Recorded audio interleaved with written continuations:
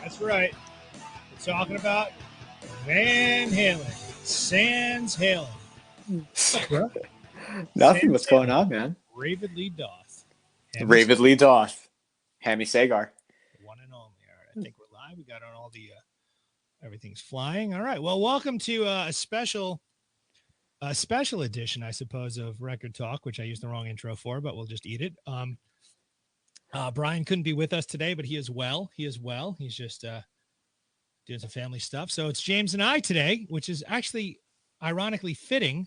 It's pretty fitting because we're talking about, one of the greatest guitar players to ever live, a god amongst men. So says I, not James. So it'll be interesting. I don't say not a god amongst men. All right. Well, more importantly, what's in the glass?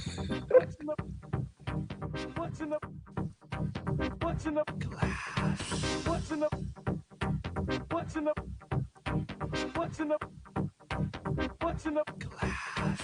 All right. And is that it? That's the move, right? It's hard to remember, It's like it's been a while. A little rusty. We didn't have any spring training. We're just right back into a new season here. So all good. The sun is still out. It's strange. I'm trying to see if Brian is around. Maybe he could just even pop in. But James, what's in the glass? It's a little early, so I'm having chocolate milk. You love that chocolate milk. It's so good. It's nice and sweet, and it's frothy and creamy. It's just fantastic.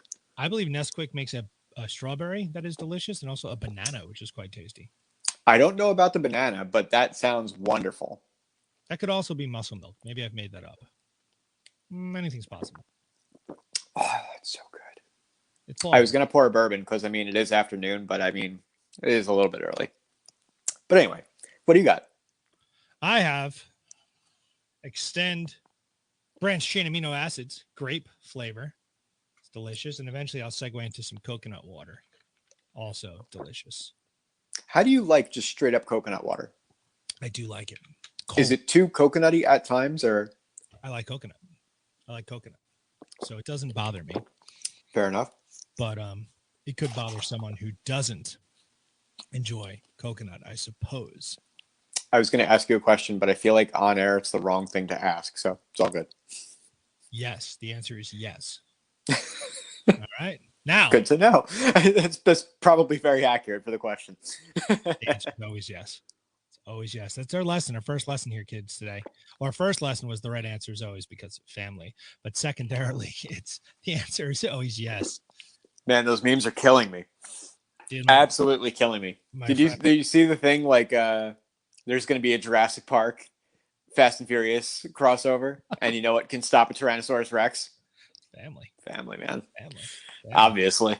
And when you're in the family, you can't die. Even like when you're legit dead, somehow you're still at the end of the movie. So weird. Have you seen the new one yet? Or I read about it. I read a little bit about it, but I'm actually not spoiling myself. I heard one. What's up? I will see it. I like those movies. I'll see it too. I feel like it'll be a fun ride. I like Han, so I'm happy that he's back somehow. Right? I can't wait for that. I'm curious as to how that is. I like how he's always eating. Yeah, that's my favorite thing about him. Which was similar to Brad Pitt's character in the Ocean's 11 series. He was always eating. I was just going to say that. Of course you were. Weird. But all right. Anyway, yeah, sorry. Gentlemen, let's broaden our minds. All right, so today we're talking about Van Halen, boys and girls. And we each assembled, James, Brian, and myself, although Brian is absent, our top 5 Van Halen songs. So I'm gonna, I guess, where I got introduced is where I'd like to start, and then maybe you can give your perspective, because for me, my first Van Halen album was that Best Of Volume 1 from 1996. Okay. The black one with the gold writing on it. Yeah. It had some Roth stuff, some Hagar stuff, and then it had the song from the Humans Being, which is definitely on your list, but we'll get there. And then it had the 2 new David Lee Roth songs. So for me, back in the day, like CDs were like $22 or $18, and there was no free music like there is now. So that was just the easiest way for me to get into a lot of bands. And oh Christ. And I didn't differentiate you're a one singer fan or the other. Just to me, it made sense because that's like 96. And then my first Van Halen show, was with Gary Sharon in 1998, and I enjoyed Van Halen 3 because again my brain didn't have allegiances. Yeah. But I remember when listening to that, like you had pointed out like how Pound Cake was done. Because that was right around, 96. That's right when guitar playing started in my world. So like, you're my guitar player friend. Like that's the thing. So I remember like nerding out over that song. But that was my first taste into it. And I think the first song I learned how to play was Ain't Talking About Love. What about you? I think my first Van Halen that I learned, I don't know if holding a drill next to your guitar counts, but probably I tried to learn Pound Cake and it just didn't happen. It was way, way above my pay grade at the time. But I think my first Van Halen that I tried to learn was actually the instrumental song that was on the Twister soundtrack. That it was called Respect the Wind. And I think it won Best Rock Instrumental Performance for that year at the Grammys. But that was probably the first thing that I tried to learn, just because it was the least intense. It was something that you could easily take apart, because there was nothing to distract you. There was no bass, there was no vocals. It was just some piano and some guitar, and that's still one of my favorite Van Halen pieces, actually. Yeah, I mean, I think that's something just to be sort of said across the board is just, it didn't seem to matter what was happening musically outside of their world. I just think the prolificness and the creativity of that guy on any instrument was just okay. Next, like, oh, give him a flute and he's going to shred on it. Like, I just feel like it happened. I think that was an eye-opening thing for me, that you say, like, the multi-instrumental nature of Eddie Van Halen. Because I feel like so many things that we might say on the show are just a case of like, oh, you didn't know that? Right. You don't know something until you know something. And seeing the video for Jump and seeing him tear ass on the friggin' keyboard was like, he does that too? Right. Like that was eye-opening for me, because if you didn't know, you didn't know. And I had no idea. So yeah, he's ridiculous at everything he touched that involved any form of music. He was fantastic at. Yep. Absolutely. Absolutely. So when I was assembling my list, I know it's supposed to be 5, but I have like my 5 main, and then I have some like honorable mentions that I'll get to at the end if there's time, because Brian cut a third of the list away, which we'll post his separately, which will be fascinating. But do you have? Sorry, I'm interrupting you. do you have like your 5, and then you have like the usual suspects behind the 5? Is that what's going on, or do you genuinely have like handfuls of like Van Halen songs where you're like, I love that one, I love that one? Yeah, no, it's that. I definitely have a collection of songs that speak to me. I mean, I would say like Panama is not on my list, but that's just unspoken. Like that's just it's he's doing on the guitar. Yeah, that's what I mean. Like, I feel like the world has the Van Halen usual suspects. That's right. Like Panama and You Really Got Me, things like that. Yeah. But so like you don't have to have those on your list. They basically they come with the territory. Right. So mine aren't in any particular order. Like I put the album they're from and the year and stuff, but I kind of just jump around. So how about you go first? What's your first song, James? My first song is I told you about it the other day while I was on the way home from the dentist. Actually, the station that I was listening to at the time had a Van Halen block going on, actually. And where I picked up was Unchained. And that's probably one of my first like favorite older Van Halen songs that wasn't one of the usual suspects. Yeah, I mean, honestly, that one's on my list as well. So that's a great place to start, which is funny because that wasn't on my list until you said it. I'm like, how could I have forgotten that? So for those tuning in, that's the only one that's maybe we both kind of could guess because we had talked about it casually. But that's Fair Warning, 1981, which I think is their... Is that the third or the fourth album? I'm not really sure the chronology.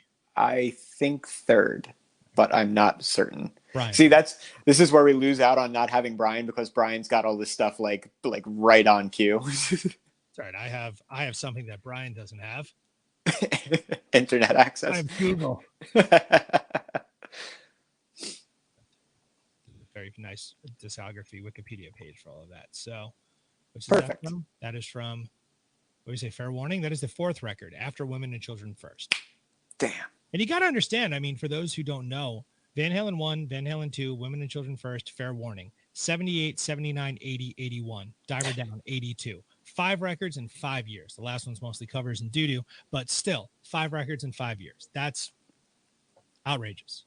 Yeah. It's, do you think that's a result of like they hadn't really like gotten a lot of traction at that point, that they weren't on like a rigorous touring schedule, so they had the time to just keep putting material together? I think that's how the industry was back then, because you had to keep putting out records to keep making money. I Fair think enough. that, again, Eddie and Alex had been making music together forever, so they're very prolific. So I just think they were just constantly writing, and they had like, I mean, I just saw something. What's up, bro? Yeah, I agree. Yeah, okay. I got a couple I agree with you. You can't see the comments. Can you see the comments? I can't. Okay. Yeah. I lost it. Oh, so like, I mean, they were like the house band at like what, the Whiskey or one of those. Like they were just a band, you know, and like, yeah, I don't know, but it was constantly, there's not a ton of filler, you know? So Unchained, that's on my list as well. Unchained, back when I was bartending, I had a CD, a mixtape back at Characters, and Unchained was my first song. And I put on, you know, that every day I opened up the bar, no matter what headspace I was in during the Jesscapades and other things. It just got me right in track where I needed to be. Yeah. Right. That's a good one. That's like a good general, like amped up song kind of a thing. Yeah. I feel like it's always good to get you like pumped up. And it's heavy, you know, like not, I mean, they're not a heavy band like you think of the Kill Switch or Pantera or something, but just the low, the drop E and the flanger and the way it moves, it's just so well executed. I feel like we may as well mention this while we're talking, you know, while we're talking about how the music is structured and whatnot, that I feel like Van Halen for a lot of people is this big like powerhouse band. But I think if you're a musician and you're used to like getting into stuff a little bit deeper than that, like you start to realize like Van Halen is really great riffs and really great tones. And I found it the more that I was listening to them this past couple of weeks, like while we were, you know, putting together these lists and whatnot, which the list did not take long to go together. I mean, these are just your favorite songs. But I realized so much of the song in my brain, this is terrible to say, but how much of the songs in my brain were kind of disposable because I was just focused on the riff and I was focused on the groove. And like Eddie and Alex as a unit they're that whole band. Yep. No disagreement. And, you know, I was listening recently, Sweetwater had their Gear Fest digitally, and Phil X did a talk, and he was talking about just like after Eddie passed, all of these videos started popping up on YouTube, like a perfect board recording and decent multi-camera shoot from like 1978 or something, 79. And it's like listening to his tone when he went from like the Frankenstrat to like the Destroyer that he like cut the Shark guitar. Yeah. And it's like the Shark guitar just had a way better tone than his iconic guitar, because just, you know, it's a big hunk of mahogany that he cut a chunk out of. So that was basically an Explorer copy back then, like, you know, a lawsuit era. Yeah. Destroyers were getting in trouble. So yeah, as a musician, as a guitar player, it's very easy to fall down the hole. Pete Thorne just did a pickup shootout running through all these different, and it's just insane. That video gave me so much anxiety because like I was like, oh, you got to play that pickup and you got to have that tone when you play that song. And then he wasn't doing that. Like, so I wasn't hearing what I wanted to hear at certain times. I was losing my freaking mind. Yeah. But holy comprehensive. I mean, that was crazy. Oh, this guy is brilliant. So what's your next song? I went first and you had the same one. Okay. Go. All right. So I'm going to go. I'm going to stick with I'm going to at least try and stay in different eras. So we're going to stay in the Roth era, because David Lee Roth in his prime was literally a god. Yeah. You couldn't touch him. He's like the proto Axl, the proto Vince Neil. All those 80s guys had nothing. He was the guy that they all were cut from his ball hairs and turned into, you know, like snip, and then they grew. Like Superman 4? Is that where they made the other guy? Well, it's like when you take a grape and then you take the seed out of the grape and you put it in the ground. But yeah, that's probably more accurate. So my next choice is a song called Light Up the Sky on Van Halen 2, 1979. Now, everyone, you know, it's Van Halen 1, all the hits, and they're all hits. You know, of the One, Atomic Punk. Like once you get past the big ones, it's still hits. But Van Halen 2 is kind of where I feel like the follow-up. We're like, now we got to show you what's up. Yeah. And I think Light Up the Sky is a bunch of different movement. I like the melody within the chorus, because I was trying specifically to pick things where it's not all the guitar that's carrying it. And I don't know if you're familiar with the song, but I like that song. It's a good song. I'm not, but I will listen to it now. Like I'm predominantly unfamiliar with a lot of the older stuff because what's your favorite Metallica album? Well, I'm a loser. It's the Black Album. Because that's the one that you heard first. Yeah. So for me, For Unlawful Carnal Knowledge is the starting point. True. And I know the old stuff, but none of it has the same impact. Yep. You know, like OU812, kind of like I got into a lot at some point, but it never bit me the way that For Unlawful Carnal Knowledge and Forward did. And that's unfortunate. You know, some might say that that's the lesser point of their career. So I kind of missed out on all the good stuff, but that's, you know what I mean? I feel like your point of entry is where you tend to keep your loyalties. Which is why I think for me, and that's why I started off by saying that best of, it was everything. So I didn't have to feel that way. You really locked out. Same thing with like Ozzy stuff. I remember like I was getting into Ozzy and I had the Randy Rhoads tribute album, but I also had No More Tears. And Ryan Ball was like, so you're a Randy Rhoads guy, you're a Zakk Wylde guy. I'm like, I don't care. Because I liked Ozzy. It didn't matter who the guitar player was. Now I have a preference, but the same thing with this, like there's just different voices, but it was still Van Halen. I was young enough. What am I? I'm 13 years old. So it was like, oh my God, listen to this music. Yeah. And it's like, I know my closing question in all my interviews was, you know, Hagar or Roth. It's both because it's two separate bands. It's really special that they were able to achieve something so cool with both. Something so cool and something so different, yet the same with different singers. But yeah, check out that song. What's your next one? My next one, When It's Love. Beautiful song.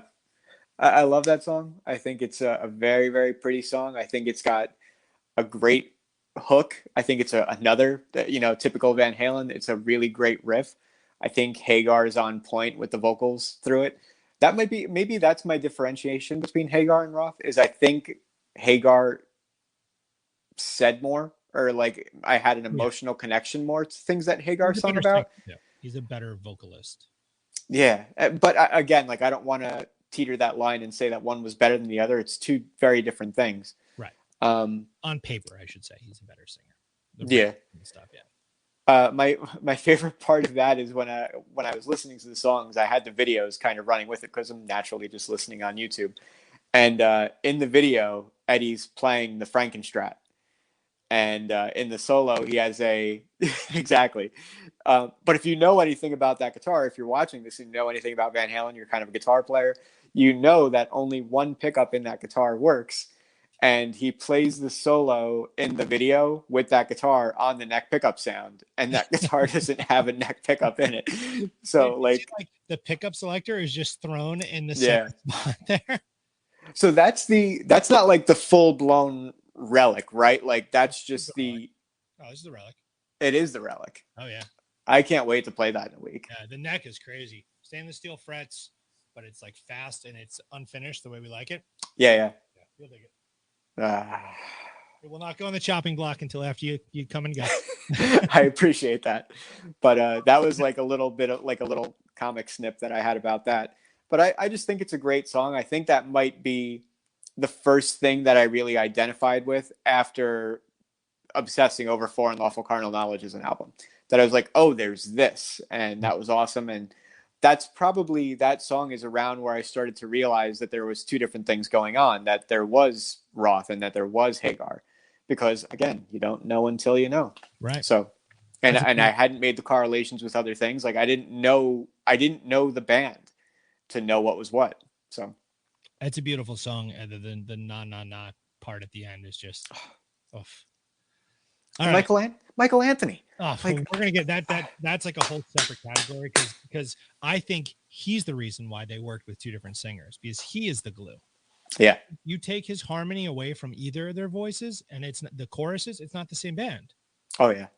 And like I've seen footage of them after he was gone, and it's definitely the case of it being a different band, and in my humble opinion, for the worse, because he was so essential in keeping that band like in the sound that band had. And no disrespect to Wolfgang, his solo record, this Mammoth, fucking awesome. Yeah. Like, oh my God, awesome. So he's a talented kid, but Michael Anthony is the voice that was missing. So I agree. Yeah. My turn. Yeah, go for it. What's your number 2? I gave my number 2. It's Light Up the Sky. No, that was your. Oh, that was your number 2 because we both had the same number 1. Okay, what's your number 3 then? All right, so this is my last Roth song just because, but there are of course many in my sub list. But Drop Dead Legs off of 1984. Okay. It is so slinky, the guitar part. Yeah. You got it? Yeah, I got it. I had to reach for it a little bit, but I know what you're talking about. Yeah. That's part of that older sound too. Yeah. Hold on, I'll give you a taste of it. I don't care if we get demonetized. It's just for fun. Yeah. It's just so like, and you can't play it unless you go to drop D, but all these tabs have it wrong. As is often the case. Oh, but man, like it's it's a classic David Lee Roth, on the prowl kind of song, which is that. But just the groove of it's fantastic. And that's another one that, they kept some of the Roth songs in the initial Hagar era, but that one died. That one, hadn't been done live until the reunion 2007. If they even did it then, I can't even recall. I saw that show, but I was so out of my mind, excited, processed. But yeah, I love that song. And most people, when they think 84, they're going to think Hot for Teacher. They're going to think, Jump, or what's the other one? The I'll Wait. I think that's on that one. But yeah, Drop Dead Legs. Love that song. What's Panama on? I think Panama's on 1984 also. It is, right? Okay. I thought that was the case. They closed out that. Yeah, that was huge. I'll Wait, Hot for Teacher, 1984, Jump, Panama. Yeah. House of Pain.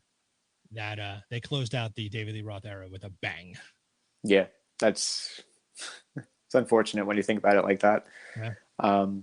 But that song right there, actually, that gives me like Led Zeppelin vibes, like Led Zeppelin 3 or kind of vibes. Because it swings, and in the drums, that's like a bottom sound. That just yeah. That's my favorite song. For my third, you called it earlier, Humans Being. Yep. That might be my favorite Van Halen song. Yeah. Just because I thought it had like so much energy. I love really high energy songs, and it's a pretty simple riff in the scheme of things, but oftentimes simple is very effective. And I think that's the case there. That's my favorite Van Halen. What'd you say? No, go on. I'll tell you something about the song when you finish. It's my favorite Van Halen guitar tone, which I think is like the early PV days. Yeah. And that like not chorus, but like pitch kind of element to it, where it's almost like a doubled kind of sound. That's almost like a chorus, but not quite. Yep. I just think that sound is incredibly lush, and it's lush all by itself. And then he probably like quad tracked the whole album, so it's just preposterous how big it is. He got very good towards from Balance onward. So I guess this would be towards the end of Balance Sessions, because it's the song that came out after that. But that out of tune thing, where it's just like you're right, it's a super wide chorus that's just I think it's probably a harmonizer, really, because it's just you're out of tune with itself in a cool way. Yeah, it's like a couple cents plus or minus either way, and it gives you such width to your tone. It's fantastic. But yeah, I didn't like that song when it first came out. It grew on me over the years. That's the song that probably broke up the band. I think it is, actually, because they were just arguing of what the lyrics would be about, and should it have references to Twister and Tornadoes, or should it not? And I mean, there was tension in the Balance Sessions that I'll get into when I get into. I guess I'll do that song next. But yeah, it's a great song though, and just the tone, it's so simple. I mean, it's just basically he's playing an E minor shape, and then plays a major shape, but slides it up, and it's just all one shape for that whole intro part, and then it's just faster. But that's the thing. Awesome. Yeah, and was it that song, or I think it was When It's Love that I meant to mention as well. I'm an idiot. But it's really kind of all of them that he captured this like element of his playing that like he's got all these subtle harmonic idiosyncrasies that he does that like even when he's not playing harmonics, he's playing harmonics. Yeah. And he pulls so many small sounds out of the instrument like to fill in empty spaces. Yeah. And it's so cool. And he does that a lot he does that a lot in almost everything that he does. And it's a really unique thing that not a lot of players manage to do that, or they do it in different ways. But the way he did it, it never ever sounded stale. It's so unique. And even like I've seen videos of him just like horsing around and stuff, and it seemed more. I don't know if he just elevated that ability on the, last 4 or 5 records. Like it just maybe recording technology got better. You can hear so much more of it. Yeah. In more recent albums where the nuances. It's almost as though he has on an amp that's like on 11, but he rolled back the volume a little bit, and he's letting his hands really bring out all these little things. But it's all touch sensitive, which brings back the story. The guitar playing is in your hands. Like you could sit at his exact rig, and neither of us are going to make it sound like the way he was. It's a little bit of a tangent, but I remember watching interviews with him when people were talking to him when he did the 5150, and he was saying that other guitar players at the time had been like, hey, could I try a rig out? And they would all like plug into it and be like, I can't use this. Like that, like his combination of like guitar and amplifier and the way that he had everything configured, he could extract everything out of it. And other guitar players are like, no. Yeah, it's precision. Yeah, he was a completely different animal in what he could get out of an instrument like that. All right, so I'm going to jump to my next song here, right? What do you got? Go for it. All right, so this is your number 3. Number 4 now. So just to recap, we're resetting the stage. Rob had Unchained, Light Up the Sky, Drop Dead Legs. Legs, right. James had Unchained, When It's Love, Human Being. Okay, so Rob's number 4. Because we had the same first song, it messed everything up. Yeah. All right, so now we're into the Sammy Hagar era. I'm going out of order just because it's how I wrote them down, but it connects a bit to what the one you just said. It's I think it's the first or the second song, or one of the whatever. It's on Balance. The song "Don't Tell Me What Love Can Do" from 1995. So another Drop D song.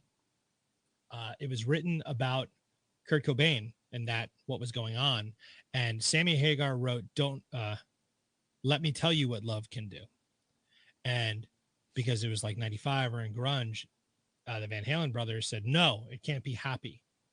So they made him rewrite it to "Don't Tell Me What Love Can Do." And if you listen to the song, basically, it's talking about, heroin and suicide and some really dark stuff.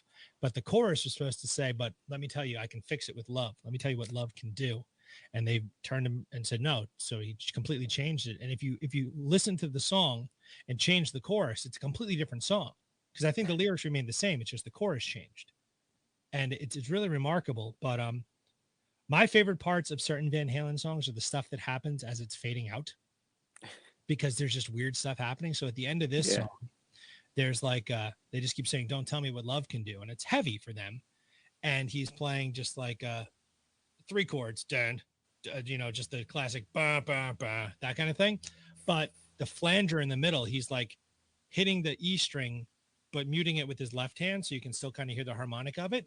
And the flanger goes perfectly in time of his chug. And it's just like, oh my God, like that is, I thought Unchained had the flanger sound. No, that's the flanger sound. So really? Love can do. Yep. At the very end. Man. Which is interesting too, because at the very end of Jump, there's the outro riff that he's noodling on became Best of Both Worlds, which is the Sammy Hagar song on way later. Yeah.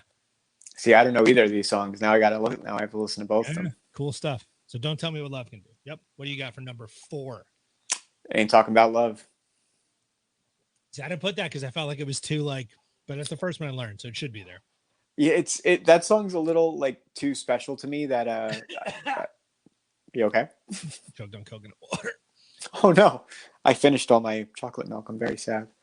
But just I love the riff of that song. I love everything about that song. And I feel like it's like we were saying the other day, that some Roth songs lyrically can be difficult, that you just listen to them and you're like, what does that mean?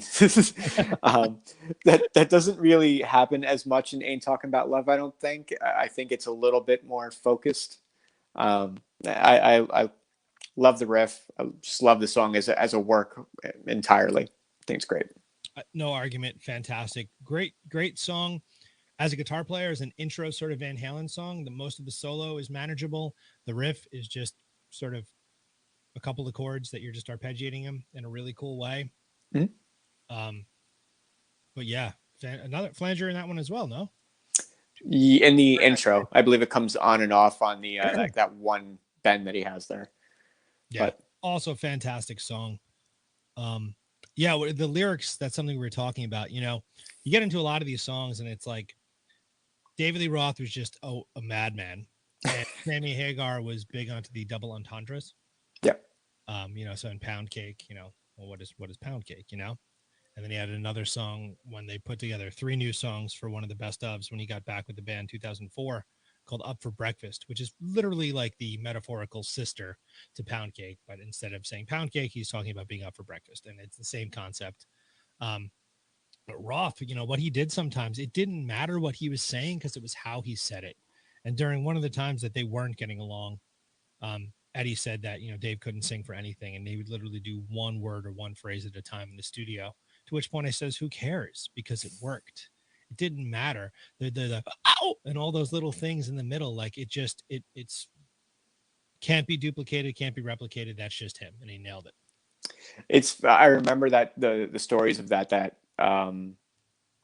David Lee Roth couldn't do like a full take at any given point. And I find that incredible because, like, I guess for like overdubs, that's something. But if he sang most of his parts like that, that's like, who put that together? Because that had to have been nightmarish. Yeah, but it's convincing. I mean, it flows. I think they're just being a little, maybe phrases, but I imagine the words were coherent. But for whatever, you know, I saw him open for Kiss February 2020 before the pandemic. And he had just come off of that Vegas residency, and he wasn't singing. David Lee Roth? Yeah, and he wasn't singing so well at the Vegas residency. But watching him open for Kiss, he sang perfectly. And he had a band. He had like 2 guitar players and a keyboard player and a drummer and a bass player. But he did all Van Halen songs and, you know, like Just a Gigolo and Icky Rose, which is awesome.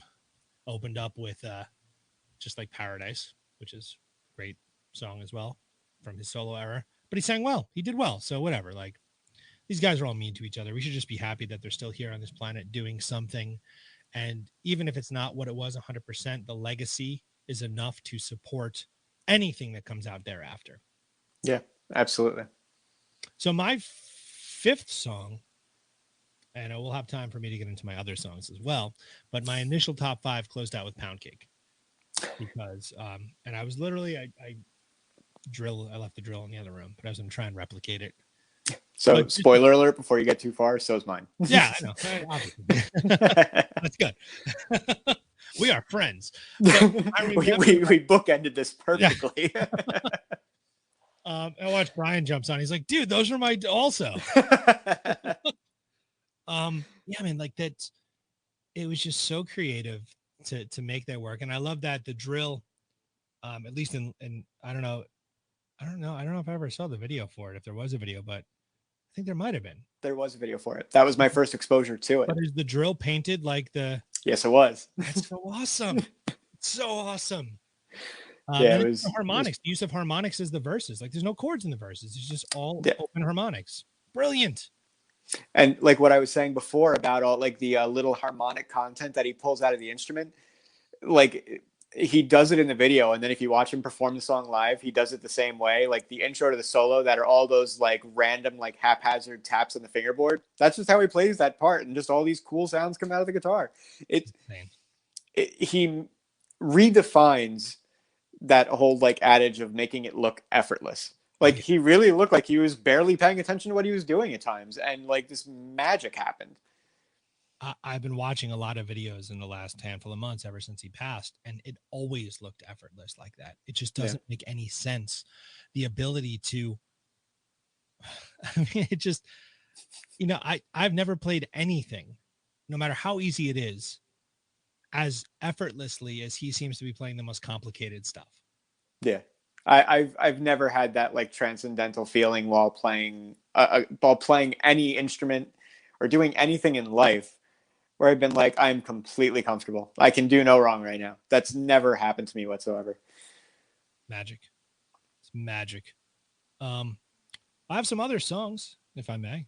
Well, I mean, we could always we could do your others, and we can always throw in there those usual suspects in case you have that person out there that's just like, is that a Van Halen song? I'm not sure I even know what Van Halen songs are. So go for it. All right. So my next one on the list would have been a song called Cabo Wabo. You know that song? I would imagine it's a Hagar era song. It is. It's on OU 812, and it's a partying song and a love song, I guess. And it's talking about being in Mexico and you drank too much tequila and you're doing the Cabo Wabo because you're in Cabo and you're wobbly because you drank too much. That's what that meant, which you learn in the lyrics of that song.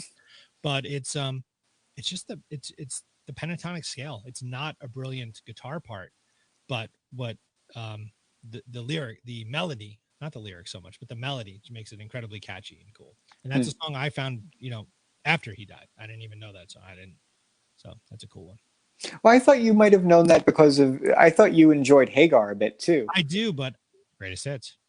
Yeah. Go deeper. I just never, I knew what I knew and that's what I knew. And it was unfortunate because I've discovered a lot more that I like now after the fact. But I guess maybe as I got more into the band and more into a guitar player, the prejudice of you got to pick one seeped in.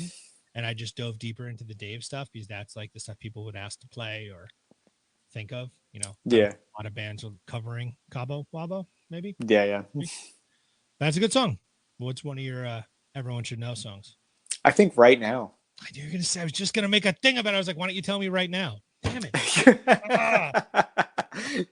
But I think that's another, like for the shit I just gave, pretty much the whole band, the band as a whole saying, like they're thematically not the strongest songs. Like Right Now is a very, very thematically relevant and great song. It took them a long time to write that song too.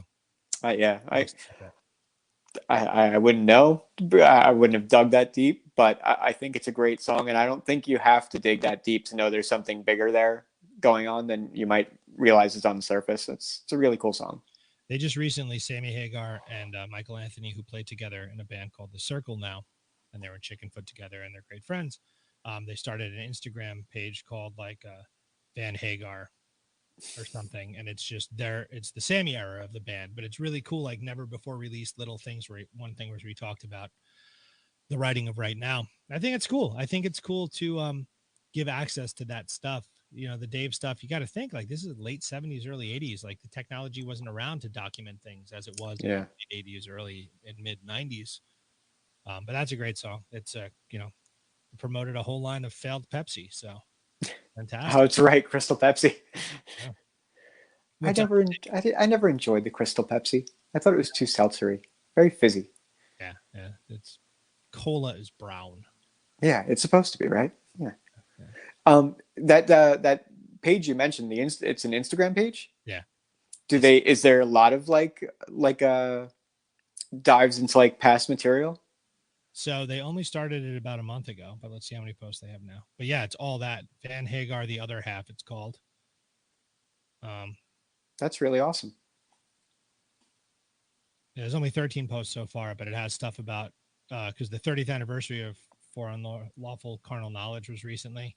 Yeah, it's cool. I mean, Is there like archival footage, or it's just like a conversation with the camera kind of thing? Archival mostly. There is conversations with the calendar. See, like I'd be curious, like you were saying, like for the Dave era stuff, like that 70s material is probably a lot of paper. I imagine there's probably a lot of photographs and a lot of paper, but I love seeing like studio stuff. So this book for the Dave era stuff, it's out of print, so it's expensive on the Amazon, but like just unreleased, crazy. Oh wow! But it's just the whole Dave era. It's if you're into the band from that era, it's something to have in your collection. Yeah, absolutely.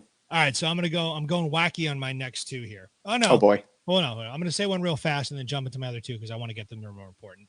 Okay. Something that could have interchanged for anything on my top 5 would have been "Why Can't This Be Love" from 5150. Okay. That was also in my top 5 love song list. Yeah. Right? But we're going to go weird here. Okay. So because my first Van Halen album was the 1996 greatest Best of Volume 1, which there never was a Volume 2. It had 2 new David Lee Roth songs that it was a total sham. So they brought Dave in to do the songs, and then they had him come out on the MTV Awards that year, 96, on stage, made everyone think he's back in the band. But they had already hired this guy, Mitch Malloy, to be the new singer after Sammy Hagar. And then when Mitch found out that, and he puts a video, he has documentation, he's not lying, it's a fact, he puts out a song that he had done with them just recently. All this came to light.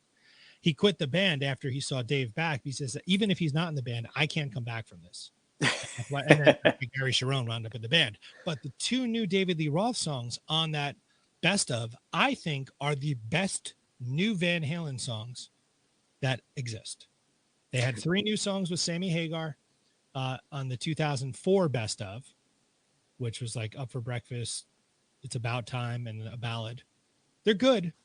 And then they had the whole a different kind of Truth record with David Lee Roth being back. But these 2 songs, Can't Get This Stuff No More and Me Wise Magic, are balance era PV into the 5150 Van Halen playing, not trying to throw back. It's modern Van Halen songs with David Lee Roth singing in a modern sort of way.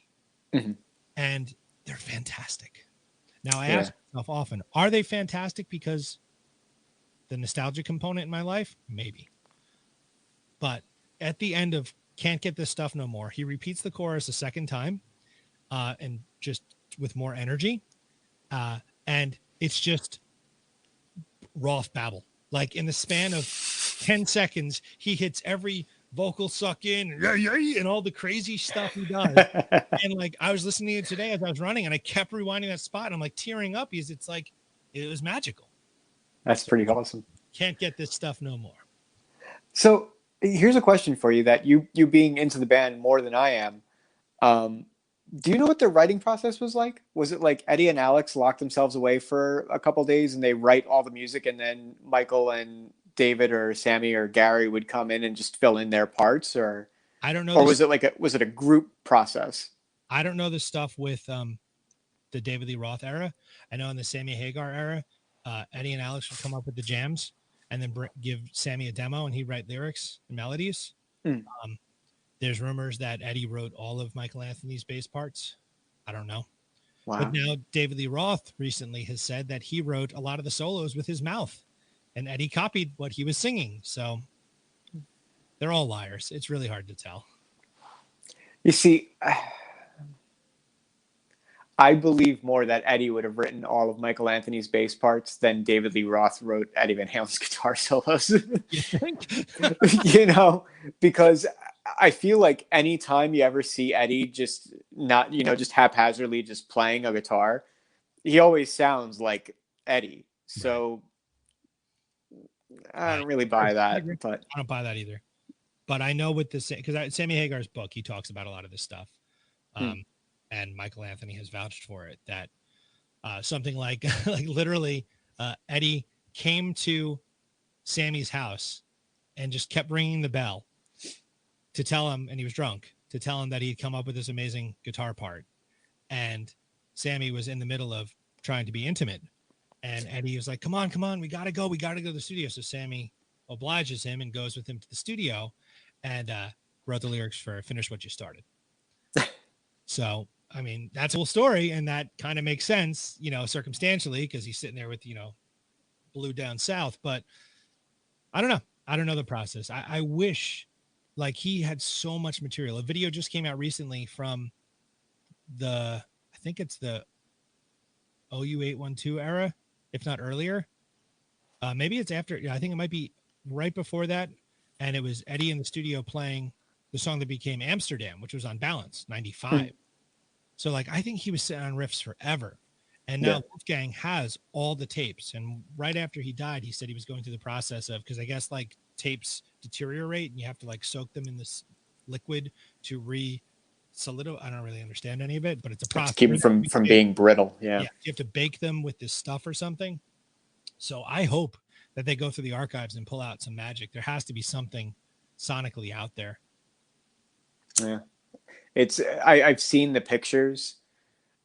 Before Eddie passed, there was there was always like little things that showed the inner workings of like 5150, and just walls and walls and walls of tapes. Right. So you can't even really wrap your head around what must be in some of those boxes.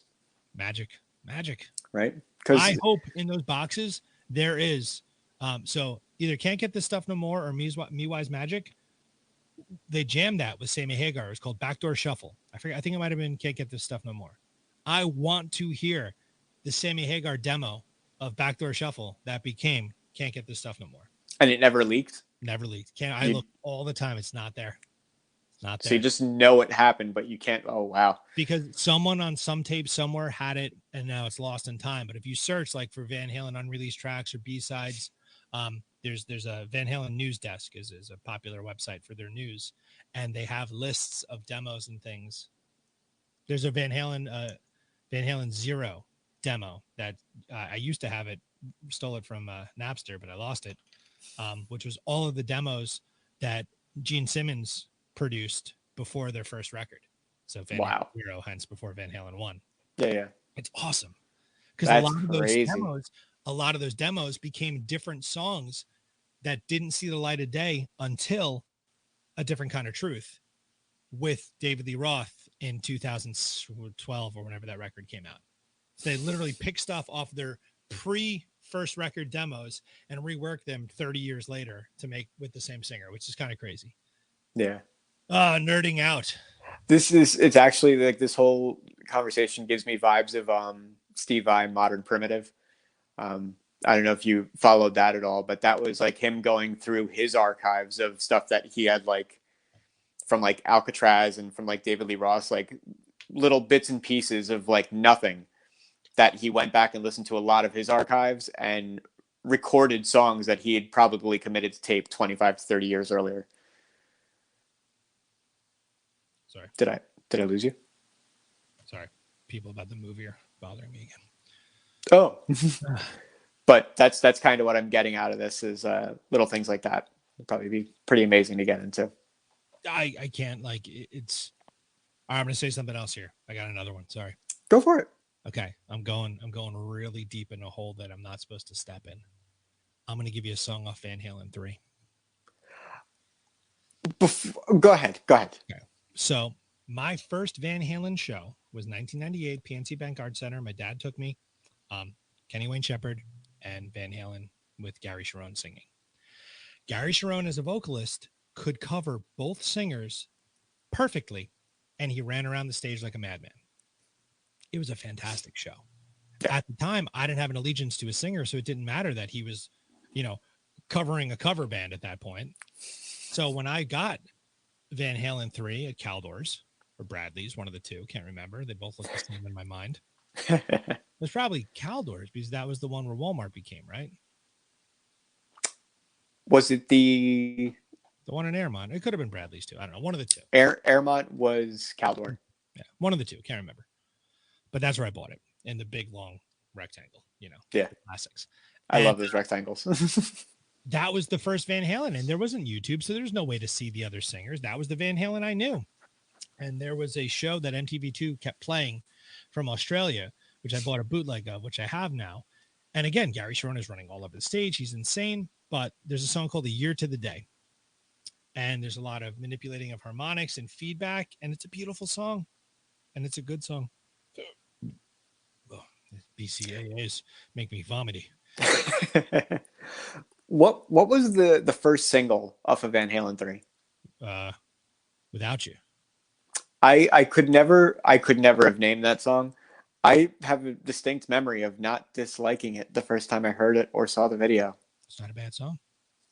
I don't think it's a bad iteration of the band. I think it's different, but like you said, like Gary Sharon, like he could fill those gaps that were left by Hagar and Roth, and he brought his own thing.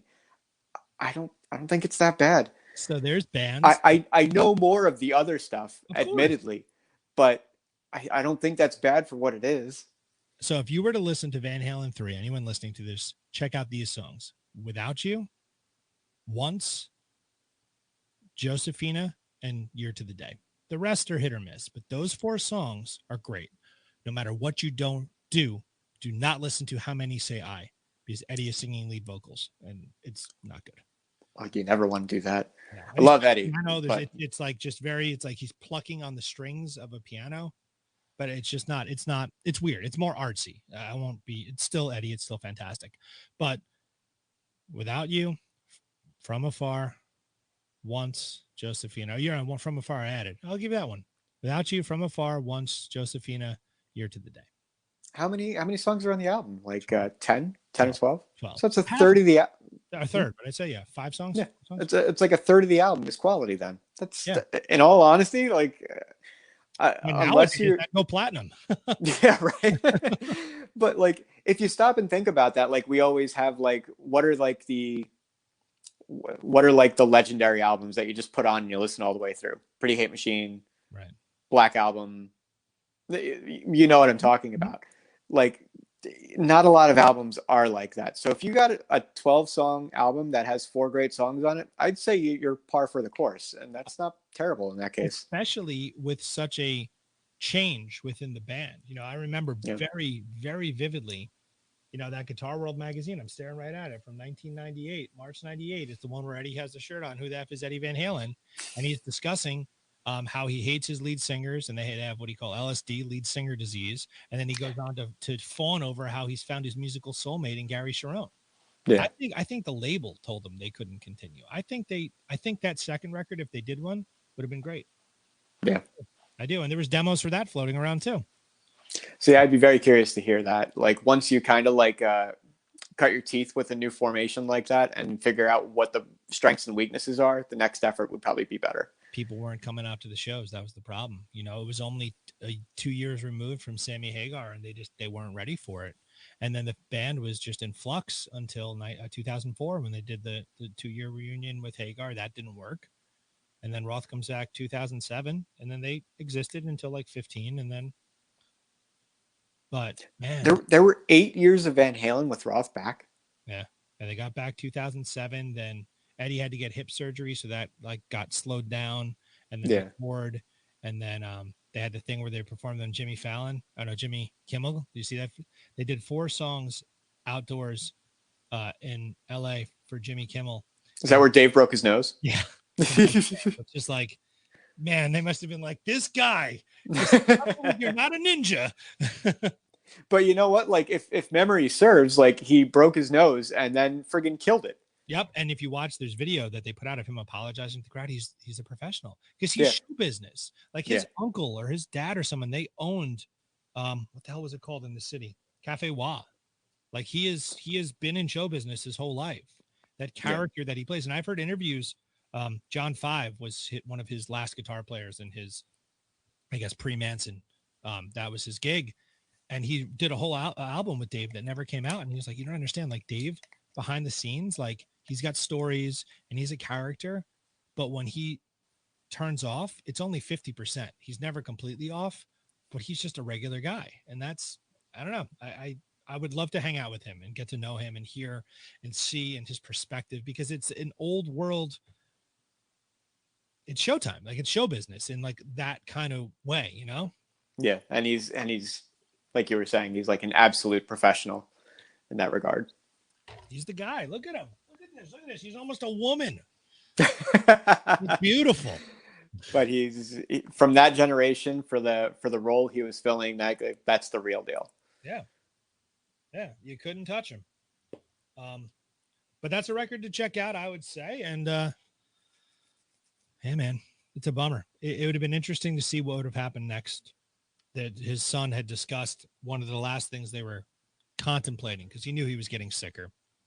And he said that, you know, he was going to Germany to get some treatments that's not approved here.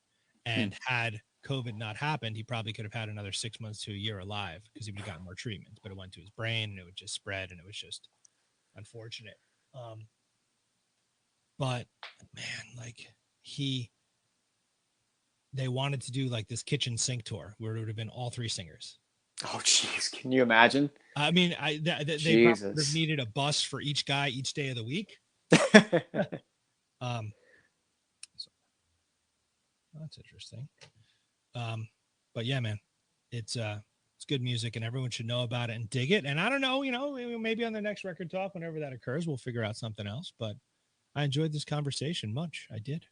I did too. I can't wait to the whole time. Like I'm loving the conversation. I'm loving just like kind of reminiscing about, the music like had in past, but I really want to play that guitar. Yeah, there's a couple others too you can mess around with. There's some new flavors. The Music Man, that's kind of cool too. Yeah, I'm very curious. Is that a painted neck? It's matte. The whole back finish is matte. It's very comfortable. Ooh. Very fast. Neck through. Every guitar should be neck through. It's crazy. Does it have like a pseudo like sculpted heel joint, or is it like liquidy smooth? Straight down. Straight down. Huh? You could play the 27th fret if it existed without a How do the piezo pickups sound? Not as clear as the like the hollow body. Yeah. But good. It's cool that you can hit that little preamp boost in there to like basically overdrive. It's like built-in distortion in the guitar, which I'm not really sure what I would use that for, but it's got a lot of good sounds. The neck is thin, but it's nice. The body, it feels very futuristic. It doesn't most of the guitars I use, even the PRS ones, it's still there's tradition built into those body shapes. This feels, of course, alien. Really? Yeah. Kind of like a Parker Fly, like that kind of like really light, really thin, neck through, all that, but it doesn't stab you in the sternum. I saw recently, I'm not going to tell you where I was looking, but I recently saw a Parker Max Fly for sale for less than $1,000. Yeah, I've seen those. Those are bolt-on and they're import. I find the shape very tantalizing. Yeah, it's red and black. I've seen it. It's on Reverb. Is that what I'm talking about? Yeah. Of course it is. Yeah. Come on. Dude. $7.99. What's up? I think it's unfortunate that brand kind of fell apart the way it did. I would love to have, because they were so hard to find in the first place. So it was just like they were the stuff of legend. You never really found one to actually know what was going on with them. I'm sorry, Dylan. We had to change due to some personal things, but we are here. And I suggest you, hey, Boo Tang, what's your favorite Van Halen song? Real quick. We'll wait. It's not live. It's okay. No big deal. Oh, this was from Amish Outlaws. These are his top 5. Mean Street's a great song. Mean Street and I'm the One were on my sub list. I'm the One because I'm the One I was turned on to the 4 Non Blondes cover on the Airhead soundtrack. Oh, wow. Yeah. Right. That's such a great song. I can't really argue with that right there either. Yeah. Yeah. This kid's going off to college. It's all right. Sticking around for guitar, though. All right, boys and girls. Well, thank you for joining James and I on this week. This about nerd guitar talk. We'll put something together for later in the summer. Figure out some other things. We had some cool ideas coming up. But are we going to ever do the Trent Reznor Appreciation Hour? I think or is that just that's going to be the future, because we just did Van Halen Appreciation Hour. So we should stop doing records and just do like full on like love fests for different topics. I had that one thing I told you about with Metallica. I really would like to do that someday. Yeah, I like that too. I think that'd be pretty funny. Yeah, I'm on a hunt now to find like unreleased recordings of things. That's really what I'm trying to. Oh, so gross I am. Like I'm trying to this 9 Inch Nails song. Maybe just once. It's so good. On Pure Feeling. It was live. It's a demo. It's fantastic. I've been finding a lot of old 9 Inch Nails because I've been running so much lately. I ran 12 5Ks in 12 days. So you should just pretty much run from there to here. I thought about it going full on Forrest Gump, but I think I'd get lost. That's not the point. Because I've been running so much, I've been watching a lot of concerts, and I've been watching like lots of like late 80s, early 90s 9 Inch Nails concerts right at the beginning of the Self-Destruct tour. So brutal. Like some of them are so ridiculous and they're so good. Like always on point. A lot of old Metallica tours too. Like I've been watching the Injustice for All tour a lot, and a lot of like random videos from the Black Album tour. I'm really excited for this Black Album box set thing. It's gonna be fantastic. They just put out today another.